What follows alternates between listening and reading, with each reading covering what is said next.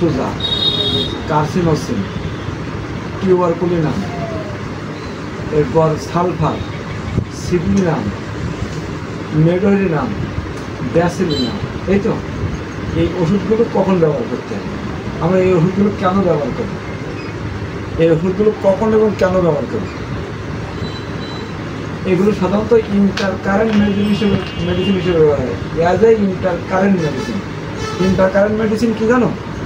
ইন্টারকারেন্ট মেডিসিনগুলো, মনে করো এক পেশেন্ট ছোটোবেলায় চর্মরোগ ছিল গায়ে ভর্তি, সেই চর্মরোগটা মানে মলম লাগানোর পরে অথবা ইঞ্জেকশন দেওয়ার পর অথবা অ্যালোপ্যাথি বা অন্য অন্য প্যাথি, হোমিওপ্যাথি বাদ দেয়, অন্য কোনো প্যাথি ওষুধ খাওয়ার কারণে স্বাভাবিক সেরে গিয়েছিল, কিন্তু তার রেশ এখনও বডির মধ্যে আছে, ওটাকে চাপা দেওয়া হয়েছে, ওই রুগীকে আরোগ্য করতে লাগবে, তখন সালফার। একে বলা হয় ইন্টারকারেন্ট মেডিসিন। আরও একটা বলে সহজভাবে বলি, ইন্টারকারেন্ট মেডিসিন হলো কোনো ক্রনিক বা জটিল কঠিন রোগ চিকিৎসাকালে, তার মাঝখানে অনেক সময় অসুস্থ হয়ে পড়ে না? মনে করে একজনের আমি থ্যালাসেমিয়া চিকিৎসা দিচ্ছি, একটা বাচ্চা, ওই বাচ্চা হঠাৎ করে একজন বর্ষায় ভিজেছে, তার জ্বর এসেছে, তাকে চিকিৎসা দিচ্ছি থ্যালাসেমিয়ার, কিন্তু এর মাঝখানে সে এখন জ্বরে মানে অজ্ঞান, তাকে ওষুধ তো দেওয়া লাগবে, এই ওষুধটা দেওয়াকে বলা ইন্টারকারেন্ট মেডিসিন। অর্থাৎ কোনো একটা ঔষধ চলাকালীন অন্য একটা ঔষধ প্রয়োজন হলে এই প্রয়োজনীয় ওষুধ দেওয়াটাকে বলা ইন্টারকারেন্ট মেডিসিন। আমি আরও মানে সহজ করে বলি, মনে করো কোনো এক পেশেন্টের ক্যান্সারের চিকিৎসা করা হচ্ছে, ট্রিটমেন্ট হচ্ছে, হঠাৎ করে তার লুজ মোশন, পাতলা পায়খানা হবে, এখন সে তো চাবে যে আমি হোমিওপ্যাথি ডাক্তারের কাছে যাবো, সে আমার কাছে আবার আসবে, তখন আমি যে চিকিৎসাটা দেবো এটাকে বলা হয় ইন্টারকারেন্ট ট্রিটমেন্ট। তাহলে একটা চিকিৎসা চলাকালীন আর একটা চিকিৎসা দেওয়াটাকে বলা হয় ইন্টারকারেন্ট ট্রিটমেন্ট।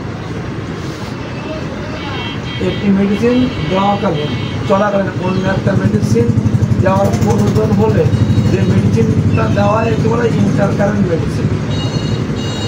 আচ্ছা, তাহলে আমরা এই ব্যাসিলিনাম,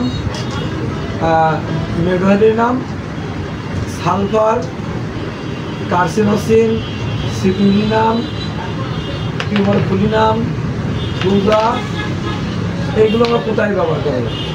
এবং দেখো, আমার মেয়েটার কথা বলে, আমার মেয়েটার সব রকম সিপিআর, সব সমুদায় রকম সিপিআর, আমি ওর সিপিআর দেওয়ার পরে সর্দি কমিনি। আমি যখন কেস টেকিং করছি আমি দেখছি আমার একেবারে হুবাহু সব মিলছে, আমি যে কটা রোগ লিখছি সেই কটা রোগ লিখছি একক মেডিসিন হিসেবে আসে সিপিআর, মানে একেবারে সিমিলার হয়ে আসছে। এখন সিমিলার হয়ে আসলে ওষুধ কিছু কাজ হয়নি। কেন কাজ হলো না? কারণ একটা বাক্সে যখন তালা দেওয়া থাকে, ও বাক্সে তুমি যতই ভিতর মানে বাড়িতে ঢোকানোর চেষ্টা করো, ঢুকবে? তালা না পেলে তার মানে দরজা আনলক না করে হবে না। এখন বহু আমি চিন্তা করলাম যে আমি তাকে এই সিপিআর দিছি, কিন্তু বিন্দুমাত্র রেসপন্স করলো না কেন? সেটা আমি চিন্তা করি আমি তখন ইন্টারকারেন্ট মেডিসিন দিতে হবে। ইন্টারকারেন্ট মেডিসিন মানে কোনো আনলক জিনিসকে লক জিনিসকে আনলক করা। বাক্স তালা চাবি দেওয়া আছে, ওটাকে চাবি ওপেন করা।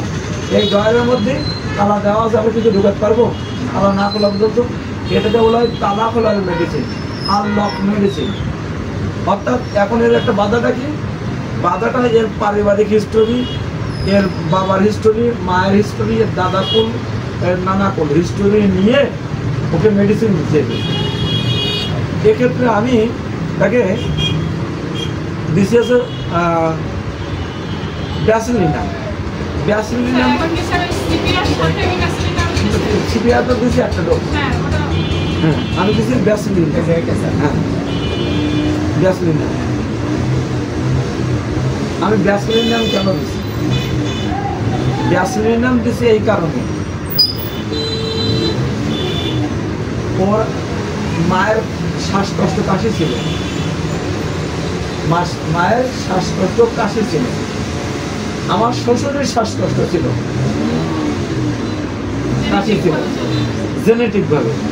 এখন যতক্ষণ আমি যদি কারো কাশি থাকে, কাশির পুরাতন কাশি অনেক দিনের কাশি থাকে, ওই কাশি ওর আরোগ্য হয়ে গেছে অথবা আরোগ্য হয়নি, অথবা তার ছেলে মেয়েদের শ্বাস প্রশ্বাসজনিত কোনো সমস্যা থাকলে তাকে অবশ্যই একটা ডোজ তোমার ভ্যাসলিন দেওয়াই লাগে।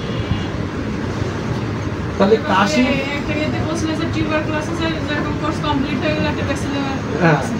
এইবার আমি আমাদের একটা পেশেন্ট দেখাই, ওই যে পাটুঘাটা থেকে আসে, মানে তালা তালা, হ্যাঁ পাটুঘাটা তালা থেকে আসে ওই মেয়েটা, ওই মেয়েটার কাশি কিন্তু আমরা একবার আর্সেনিক দিয়ে একদম ভালো, কিন্তু মাঝে মধ্যে দেখা দেয়। এখন এই মেয়েটাকে আমরা এখন মানে ইন্টারকারেন্ট মেডিসিন হিসেবে দুটো জিনিস দিতে পারি, হয় ব্যাসিলিনাম দেবো না টিউবারকুলিনাম। কোথায় ব্যাসিলিনাম, কোথায় টিউবারকুলিনাম। যদি ওর বংশে কোনো মানে ইয়ে থাকে, যক্কা বা টিবি নানার বংশে অথবা দাদার বংশে অথবা ওর সাথে কারোর মধ্যে যদি থেকে থাকে যক্কা, তাহলে দেবো টিউবারকুলিনাম। দুই বংশে আমি তন্ন করে খুঁজবো, দুই বংশকে আমি ব্যাপকভাবে পড়াশোনা করে যত জেলার পরে জেলা করবো মায়ের সঙ্গে বাবার সঙ্গে। যদি না পাই টিউবারকুল যক্কার কোনো ইতিহাস, তাহলে আমি দেবো ব্যাসিলিনাম, কিন্তু ওটা সম্মিলনের মূলত। আমাদের আটটা ওই যে 12 পুলিশের ওয়াইফের নাম কি, ওই ভাবি, ওই ভাবি যখন আনছিল একদম ভ্যানে ধরিয়ে আনছিল, একদম একদম কয়েক বছরের শ্বাসকষ্ট কাশি, কোনো আমরা আর্সেনিকাল দেওয়ার সাথে তো এইখান থেকে একদম কারেন্টকে ডিসকানেক্ট, তার কানেক্ট করলে দেওয়া একদম সুস্থই বাড়ি চলে গেল। আমরা দিয়েছিলাম আর্সেনিকাল, উনি কিন্তু গতদিন এসেছিল, আমি কিন্তু ওষুধ দেইনি, মানে এখনো একটু দেখা দিচ্ছে। আচ্ছা একটু দেখা দিবে কেন, একটু দেখা দেবে মানে ওকে যে তালা, আমরা তালার মানে ডোয়ারের জিনিস রাখবো কিন্তু ভেঙে রাখার চেষ্টা করছি, চাবিদের খুলছি না। এখন ওকে চাবি খুলতে হলে, অর্থাৎ ওই রোগটাকে সমূলে নির্মূল করতে হলে আমাকে হয় ব্যাসিলিনাম অথবা টিউবারকুলিনাম দিতে হবে। যদি বংশে কোনো টিবি বা যক্ষ্মার ইতিহাস থাকে তাহলে দেবো আমি টিউবারকুলিনাম অথবা ব্যাসিলিনাম, বুঝছো? আর জীবনের জন্য ভুলো না, দুইটা ভাগে আজকের সেদিনকে হয়ে যাবে। এবার সিপ্লিনাম কোথায় দেবো? সিপ্লিনাম মানে তাদের সিপিলিস থাকে। সিপিলিস কি? নারী পুরুষের অবৈধ যৌন মিলনের ফলে যে সমস্ত রোগ হয়। আমি বলবো কি মেয়েদের অতিরিক্ত মাসে হতাশা, পুরুষের যৌন অঙ্গ দিয়ে কখনো রক্ত, পুজ, পিস্তল পদার্থ বেরিয়ে আসা, এই সিপিলিসের লক্ষণ। অথবা আমরা তাকে মানে সে যদি কখনো বলে যে আমার সিপিলিস হয়েছিল, গণরেয়া হয়েছিল, সেক্ষেত্রে আমরা সিপ্লিনাম মেডিসিনটা অবশ্যই দেবো। আমরা আরও আমরা ক্লিয়ার করি, সিপ্লিনাম তার যৌন অঙ্গে ঘা হবে, প্রাইভেট পার্টে মেয়েদেরও তাই পুরুষেরও তাই ঘা হবে, এক্ষেত্রে সিপ্লিনাম অর্থাৎ ম্যাক্সিমাম অবৈধ যৌন মিলনের ফলে এগুলো ঘটে। এক্ষেত্রে আমরা সিপ্লিনাম মেডিসিনটা, এবার এর ক্ষেত্রে মনে করো আমরা যে কোনো রোগ কিন্তু সত্যিছে না, আরোগ্য হচ্ছে না, যে কোনো রোগ এমন বুঝেছ, কোনো রোগ সমূলে কি হচ্ছে না, নির্মূল হচ্ছে না, নরম পড়ছে, অথবা আদৌ কোনো রেসপন্স করছে না। আমরা যখন একটা কেস টেকিং করি তখন অনেক সময় দেখা যায় 500-1000 মেডিসিনের মধ্যে আমরা একটা মেডিসিন দিই, কিন্তু এরপরে দেখা যাচ্ছে কী হচ্ছে না, সেটা কাজ হচ্ছে না। এক্ষেত্রে আমরা কী ব্যবহার করি, ফ্যাক্টরি যে বংশের ইতিহাস নেই না, যে আমরা এমন কি বলি যে কারণ খালি রিলেশনটা জড়াইছে কিনা, নাহলে তো আমার সিপিলিনামের স্টোরি পাবো না। যদি যতক্ষণ আমি একে উপযুক্ত ওষুধ না দেবো ততক্ষণ ওটা সামলে নিতে পারবো না। তাহলে সিপিলিনাম হচ্ছে সিপিলিস মাইজম থাকবে। সোজাটা আমরা কোথায় দেবো? সোজা হচ্ছে সাইকোসিস মাইজম ডমিনেট করা। সাইকোসিস মাইজম কি? আসিল টিউমার ফলে যত বেশ কোনো অতিরিক্ত মাংস বেরিয়ে যাওয়া, টিউমার হওয়া। বলতে আমার জন্মত টিউমার হয়েছিল, আমি সেটা কেটে ফেলছি, তাহলে হচ্ছে তোমার সাইকোসিস মাইজম চাপা দেওয়া। অথবা কেউ যদি এসে বলে যে আমি করোনার টিকা দেওয়ার পরের থেকে, অথবা পোলিও খাওয়ানোর পর থেকে, অথবা এই টিকা দেওয়ার পর থেকে আমার অসুস্থ, বা সেখানটা আমার অ্যালার্জি, তখন তাকে ইন্টারকারেন্ট মেডিসিন হিসাবে প্রথম আমরা দুইভাবে দিতে পারি। একটা হচ্ছে যে রুগী প্রথম আসবে, আসার পরে যদি বর্তমান লক্ষণে আমরা চিকিৎসা দেবো, দেওয়ার পর কাজ যদি কাজ না হয় তাহলে আমরা সে বলবে যে স্যার আমি এই করোনা টিকা নেওয়ার পর থেকে 100 বছর আমি প্রথম ওই অনুযায়ী প্রথম লক্ষণ অনুযায়ী চিকিৎসা দিলাম, কিন্তু কাজ হচ্ছে না, পরবর্তীতে আমাকে অবশ্যই সুবিধা দিতেই হবে। তাহলে এটা কিসের যে কোনো টিকার কুফল হিসেবে যে কোনো সমস্যা আমরা সুবিধা দেবো। এই মাঝে একবার টিকা খাওয়াই অসুস্থ করলো না বাচ্চা, পাবলিসিটি দেখলো, মাইকিং করলো, ওই সময় সুবিধা লক্ষণ চিকিৎসা।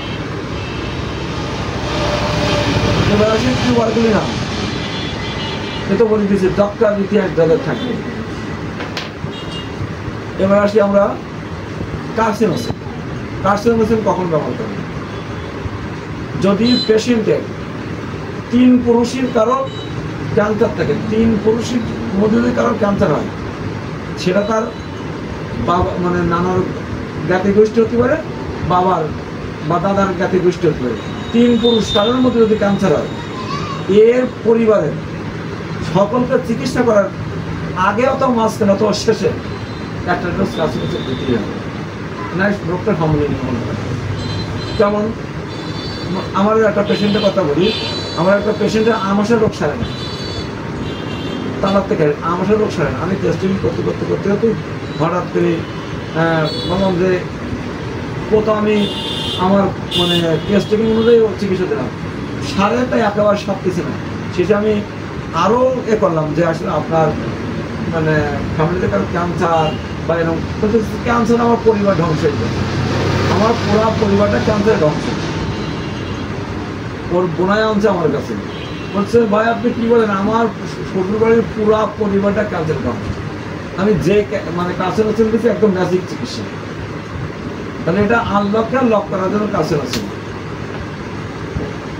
মেডোরিনাম, মেডোরিনাম বলছি না স্যার। মেডোরিনাম হচ্ছে যাদের হচ্ছে গনোরিয়া, গনোরিয়া চাপা পড়ে। গনোরিয়াটা কি? যদি পুরুষঙ্গ দিয়ে রক্তপুর ওই সিপিলিনের মতো আসে, যখন পুষ সেটা মানে একদম শেষ পর্যায়ে হয়ে গেছে, এমন অবস্থায় যদি কোনো রুগী আসে, সে রুগীর আমরা উপযুক্ত ওষুধ দেওয়ার পর যদি কাজ নয় অথবা কাজে আংশিক কাজে পুরাটা হচ্ছে না, অথবা মানে শেষ হয়ে গেছে, ও ভালো হয়ে গেছে, আমাকে এই মেডোরিনাম একটা ডোজ না দিলে ওই রোগটা আবার ফিরে আসবে। বুঝতে পেরেছ? সালফারটা কোথায়? Sulphur is the best medicine. Sulphur ও নাক্স বের করে দিবে। সালফার হলো তোমার যেখানে চর্মরোগ চাপা পড়ার ইতিহাস থাকবে, ছোটবেলায় সমস্ত গায়ে ঘা হয়েছিল, হচ্ছে মলম মাখাই সেরে দিয়েছিল, এই যে চর্মরোগ চাপা দাগ থেকে আছে, কিচ্ছু নেই, কিন্তু তাও হয়নি, তবু না ওর এখন কেউ অন্ধরাত, কোনো কিছু ভালো লাগে না, কাজে মন বসে না, কোনো কিছু করতে ভালো লাগে না। আমরা হঠাৎ করে টেস্টিং নিয়ে আচ্ছা আচ্ছা আপনার কখনো চর্মরোগ ছিল? আমার ছিল না, আমার বাবা চর্মরোগ ভর্তি ছিল।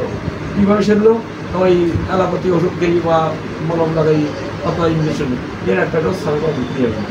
অথবা চাপা যে কোনো রোগ, কারণ মাসিক প্রচুর করে মাসিক হচ্ছিল, এখন সেই অ্যালোপ্যাথি ওষুধ খেয়ে নর্মেন্স খেয়ে বন্ধ হয়ে গেছে, এখন তার অন্য রোগ শুরু হয়ে গেছে। অত কোনো রোগ শুরু হয়নি, কিন্তু ইতিহাসটা আছে, ওর রোগ শেষে অবশ্যই সালফার একটা ডোজ দিতে হবে। নাক্স বোম, হার্ট আছে নাক্স বোম। নাক্স বোমটা কোথায় দেবো? নাক্স বোমটা ওইখানে দেবো যেখানে তোমার অ্যালোপ্যাথি ওষুধের একটা অনেক হিউজ পরিমাণে ওষুধ খেয়ে রুগী আমার কাছে যদি আসে, অ্যালোপ্যাথি ওষুধ মানে মানে কঠিন রোগ ছিল, জটিল কঠিন রোগ ছিল, অ্যালোপ্যাথি ওষুধ খেয়ে আমার কাছে আসছে, এই পেশেন্টকে অবশ্যই একটা ডোজ নাক্স বোম দিয়ে শুরু করতে পারে, দিনই ওর মূল লক্ষণগুলো ফিরে আসবে। অথবা চিকিৎসা চলাকালীন যদি ওর মূল ওষুধে আমার লক্ষণ নিয়ে যদি ওর ওষুধে কোনো কাজ না হয়, তখন নাক্স বোম একটা ডোজ দেবো। কত মানে 65 দেবো, উচ্চ শক্তি 1M 10M কয় ডোজ দেবো? অলিজান ডোজ দিয়ে 10 থেকে 15 দিন অপেক্ষা করতে হবে। তাহলে এইভাবে আমরা এই মানে জটিল কঠিন রোগের চিকিৎসা বুঝতে পেরেছো তো? যদি রুগী কোনো কিছু গোপন করে তবে তার নিহার তার কথা